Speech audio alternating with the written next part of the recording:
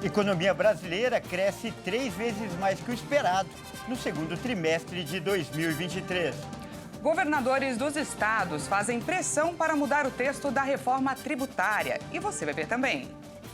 Polícia Federal faz operação no Maranhão para investigar desvios na Codevasp.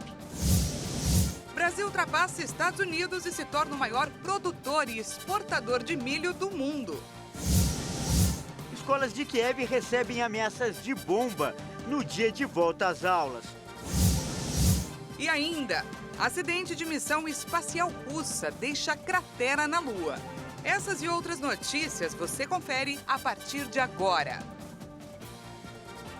Olá, boa tarde, seja muito bem-vindo. Nós estamos ao vivo, agora são 13 horas e 4 minutos pelo horário de Brasília. Ótima tarde, Dani, mais uma semana chega ao fim. Ótima tarde para você também, Kleber. Pois é, mais uma semana chega ao fim. Hoje, primeiro dia, não é? Primeiro dia do mês de setembro. Bem lembrado. Ótima tarde a você que nos assiste. Então, vamos juntos conferir o que é notícia no Brasil e no mundo nesta sexta-feira. E olha só, o PIB do Brasil cresceu no segundo trimestre de 2023. Segundo o IBGE, esse é o 8º resultado positivo do indicador. O Produto Interno Bruto do Brasil cresceu 0,9% entre abril e junho deste ano, na comparação com os 3 meses imediatamente anteriores. Este foi o 8º resultado positivo seguido do indicador em bases trimestrais. O saldo vem depois de a atividade econômica brasileira crescer 1,8% no primeiro trimestre, com uma forte expansão da agropecuária. No segundo trimestre, a agropecuária seguiu em alto patamar, apesar de um leve recuo de 0,9%. Mas o desempenho positivo do PIB veio espalhado também nos demais setores, puxado por bons desempenhos dos serviços com 0,6% e da indústria com 0,9%. Considerando que o setor de serviços equivale a 70% do PIB, seu desempenho tem o maior peso no resultado total de crescimento no período. Em relação ao mesmo trimestre de 2022, a alta do PIB brasileiro foi de 3,4%. Na janela anual, a alta acumulada em 4 trimestres é de 3,2%. E no semestre, a alta acumulada foi de 3,7%. Em valores correntes, o PIB totalizou 2,651 bilhões de reais. O resultado do PIB desse segundo trimestre ficou acima das expectativas, já que as projeções do mercado financeiro eram de uma alta de 0,3%. Para o resultado econômico em 2023, as projeções do último Boletim Focus apontavam para um crescimento de 2,31%. Surpresa! Essa é a palavra, não é, que marcou o anúncio do PIB nessa sexta-feira. O resultado ficou muito acima do esperado. Só para a gente ter uma ideia, a previsão do mercado era de um crescimento de 0,3% em relação ao trimestre anterior. E o número foi 3 vezes maior, de 0,9%, não é, Kleber? Isso mesmo, Dani, mas olha só, vamos dar um tempo. Euforia à parte, o que todo mundo quer saber agora é se esse bom desempenho foi um ponto fora da curva ou se essa tendência de crescimento deve continuar. Por isso, o PIB é o tema escolhido para a nossa entrevista de hoje.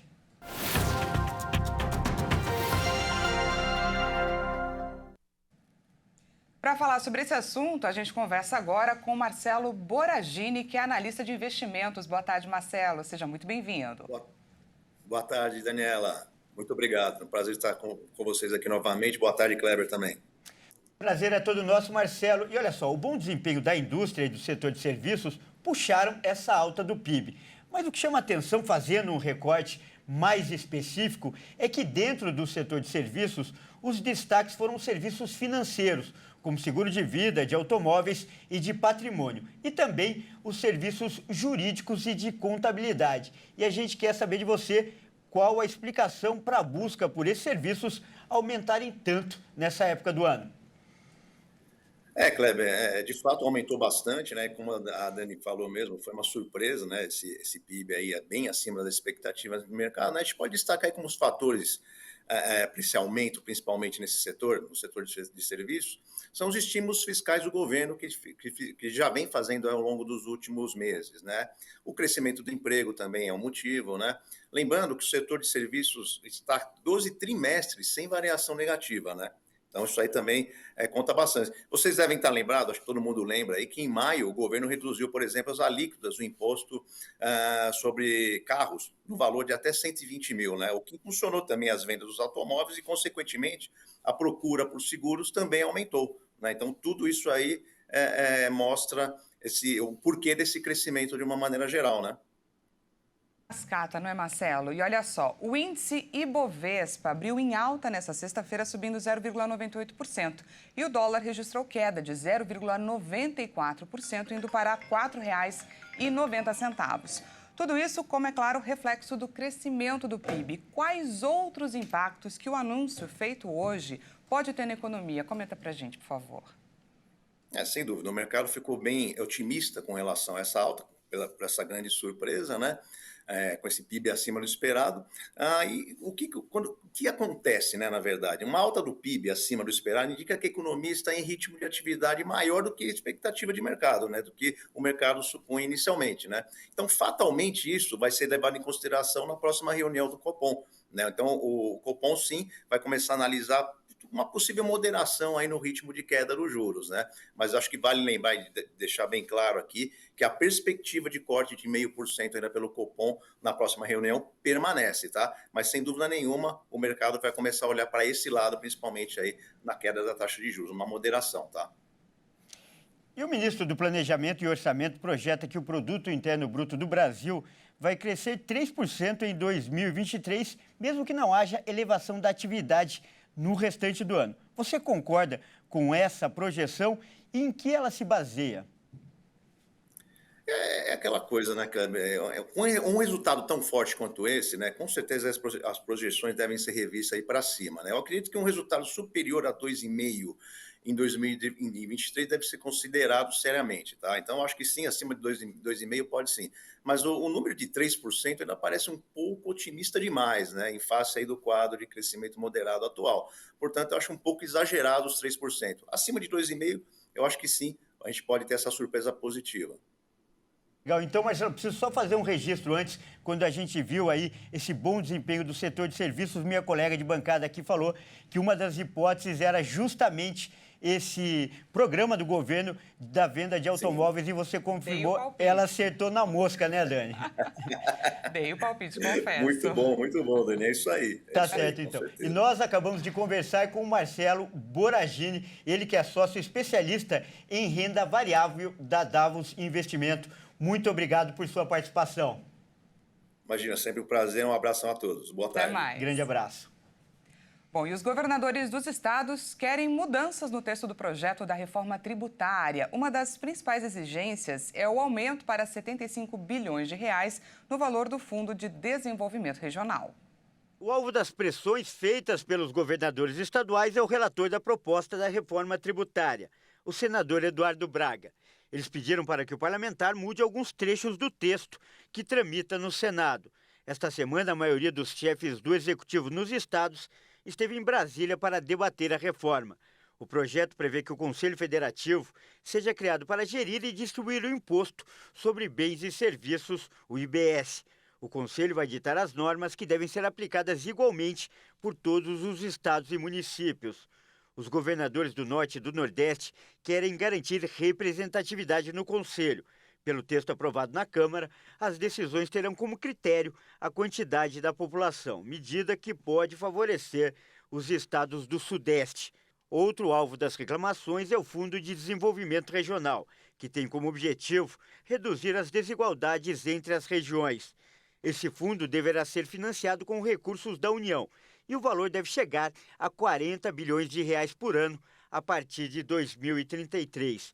Os estados querem 75 bilhões de reais por ano. O relator da proposta escutou as sugestões dos governantes e tem dado sinais de que pode fazer alterações no texto. E a prefeita da cidade de Vitorino Freire, no Maranhão, é alvo de uma nova operação da Polícia Federal sobre desvios na Codevasp entre os anos de 2019 a 2021. Luana Rezende é irmã do ministro das Comunicações, Juscelino Filho. A prefeita de Vitorino Freire foi afastada do cargo por por decisão do ministro do Supremo Tribunal Federal, Luiz Roberto Barroso. Luana Rezende é alvo de uma operação da Polícia Federal contra supostos desvios na campanha de desenvolvimento dos vales do São Francisco e do Parnaíba. Ela é irmã do ministro Juscelino Filho, mas ele não é alvo desta operação. A Condevasp é uma estatal que responde pelas obras e serviços em estados do Nordeste, do Norte e no Distrito Federal. São cumpridos 12 mandados de busca e apreensão no Maranhão, nas cidades de São Luís, Vitorino Freire e Bacabal. Também estão sendo cumpridas medidas cautelares de prisão, afastamento da função pública, suspensão de licitações, vedação da celebração de contratos com órgãos públicos, bem como ordens de indisponibilidade de bens. A investigação, iniciada em 2021, teve a sua primeira fase deflagrada em 20 de julho de 2022 e a segunda em 5 de outubro de 2022. Esta nova fase visa alcançar o núcleo público da organização criminosa. A principal empresa apontada no esquema é a Construservice, que fechou contratos com a Condevasp para a realização de obras de pavimentação assinados entre 2019 e 2021, em 12 municípios. Somados, os contratos chegam a 15 milhões de reais. Se confirmadas as suspeitas, os investigados podem responder por fraude à licitação, lavagem de capitais, organização criminosa, peculato, corrupção ativa e corrupção passiva. E veja a seguir, escolas de Kiev recebem ameaças de bombas no dia de volta às aulas. E ainda, acidente de missão espacial russa deixa enorme cratera na Lua. Nós voltamos já.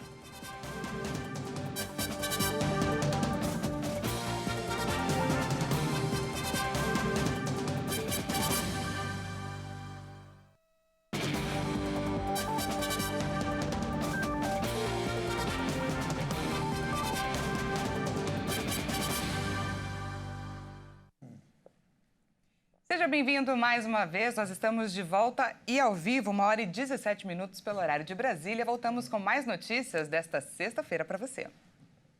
E, aliás, com uma notícia histórica, depois de 50 anos, o Brasil ultrapassa os Estados Unidos e fica no topo como o maior produtor e exportador de milho do mundo. O país exporta 9% a mais que os norte-americanos. Depois de dominar por mais de meio século o mercado internacional de milho, os Estados Unidos perderam a posição de maior exportador mundial do cereal. O Brasil já é o primeiro no papel de fornecedor do insumo básico que alimenta o gado do planeta, suprindo estoques dos países ou para a fabricação de alimentos processados. De acordo com dados do Departamento de Agricultura norte-americano, na safra deste ano, enquanto os Estados Unidos respondem por 23% das exportações globais de milho, o Brasil já detém 32% das vendas externas mundiais. Essa não foi a primeira vez que os brasileiros ultrapassaram os produtores americanos. Em 2013, a ultrapassagem foi com relação à soja e, desde então, o Brasil é líder absoluto de produção e exportação do cereal. Os Estados Unidos enfrentam problemas complexos, como custos trabalhistas e de transporte mais altos, além de uma seca contínua no rio Mississippi, que atrapalha o escoamento.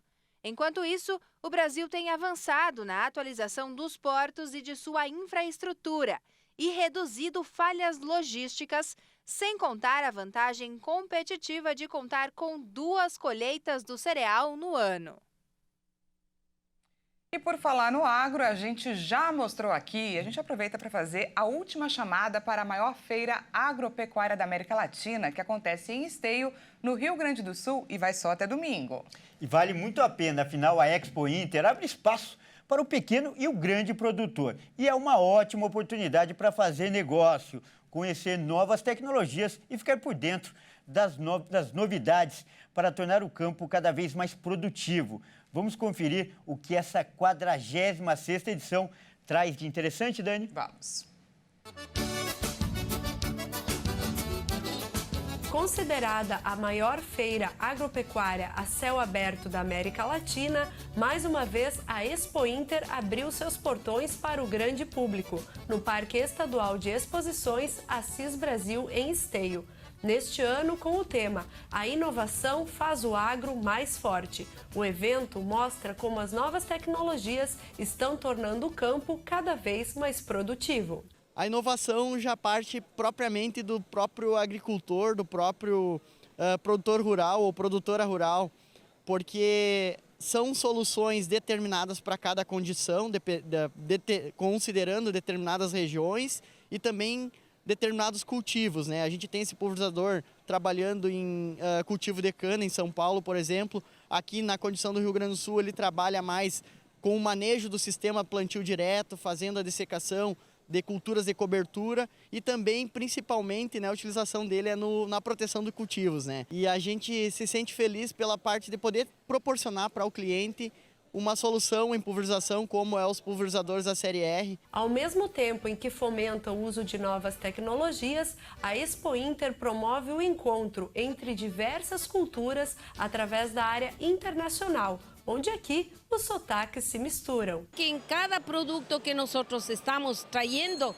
é para dar a conhecer nossa cultura, nosso arte. Em cada pecinha que está ali, está parte de nosso Equador. Hay muchas personas que vienen, muchos no conocen ni dónde fica Ecuador. Entonces ahí yo indico cómo es mi país, explico cómo está geográficamente ubicado y sobre todo las costumbres que nosotros tenemos e eles ficam encantados, não? Está uma maravilha, está lindo, lindo, lindo, está muito bonito esse ano. A gente está aproveitando de tudo aqui, está visitando todos os pavilhões, está muito bonito. A feira está excelente, está ótima. Tem muita novidade, muito expositor, muita estrutura, muito adequada, muito excelente. Eu trabalhei na primeira Expo Inter, que foi feita aqui há 43 anos atrás, e eu estou vendo como aumentou.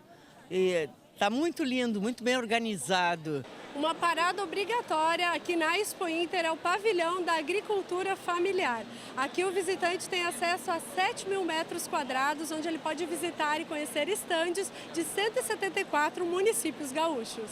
Nós já faz 10 anos que participamos da Expo Inter, né? A gente vem de Santo Ângelo e é maravilhoso participar. Cada ano a gente se prepara, é uma expectativa, tá, assim, conviver com o público, né?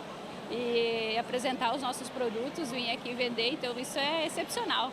É uma troca de experiência, é uma divulgação do produto, aliás é a feira maior do Rio Grande do Sul, né? Para nós é uma vitrine para a gente, para a agricultura familiar. A feira acontece até este domingo e a expectativa do governo é superar o sucesso da última edição, que bateu recordes de público e de faturamento, marcando a retomada da feira sem restrições após a pandemia. E no destaque internacional, a polícia ucraniana emitiu um alerta nesta sexta-feira para ameaças de bombas nas escolas de Kiev. Hoje é o dia do retorno às aulas dos estudantes, que marca o segundo ano letivo desde o início da invasão russa. Tensão no retorno às aulas na Ucrânia. A polícia do país europeu emitiu um alerta nesta sexta-feira para ameaças de bombas nas escolas da capital, Kiev. Este é o segundo ano letivo desde o início da invasão russa. A Força de Segurança Ucraniana informou que inspeciona os estabelecimentos de ensino com a ajuda dos serviços de emergência. A polícia disse que não ordenou a retirada dos alunos das escolas e pediu à população que mantivesse a calma. Mais de 3,6 milhões de crianças ucranianas, incluindo 400 mil que estão no exterior, retornaram às aulas nesta sexta-feira. Pelo menos 44,9% dos estudantes terão aulas presenciais, 24,4% permanecerão no ensino remoto e 30,7% em um sistema híbrido.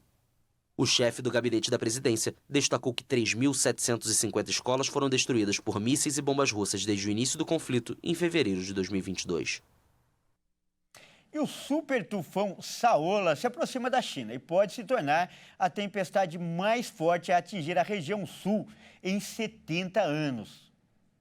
Dezenas de milhões de pessoas no sul da China se preparam nesta sexta-feira para a passagem do super tufão Saola, que ameaça virar a tempestade mais potente na região em 7 décadas. As autoridades da China continental emitiram um alerta máximo de tufão, que, segundo o Centro Meteorológico Nacional, pode ser o mais potente desde 1949 a tocar o delta do Rio das Pérolas, que atravessa várias cidades importantes, como Hong Kong, Guangzhou, Shenzhen e Macau. Diante da possibilidade de um impacto direto em Hong Kong, as autoridades anunciaram que cogitam elevar o alerta ao nível máximo, o que só aconteceu 16 vezes desde o fim da Segunda Guerra Mundial. Quando estava a 140 quilômetros ao leste e sudeste de Hong Kong, Saola tinha ventos de 210 quilômetros por hora. A cidade vizinha de Shenzhen, na China continental, com mais de 17 milhões de habitantes, anunciou a suspensão de quase todas as atividades a partir das 4 da tarde no horário local e dos transportes 3 horas depois. Em Hong Kong, o Observatório Meteorológico prevê que o ciclone vai provocar graves inundações, similares às provocadas pelo tufão Mangkhut em 2018. Macau, conhecida pelos cassinos, também emitiu um alerta de tufão de maior gravidade pela passagem de Saola. O mesmo tufão obrigou milhares de pessoas a abandonarem suas casas durante a passagem pelo norte das Filipinas esta semana, mas não foram relatadas vítimas até o momento.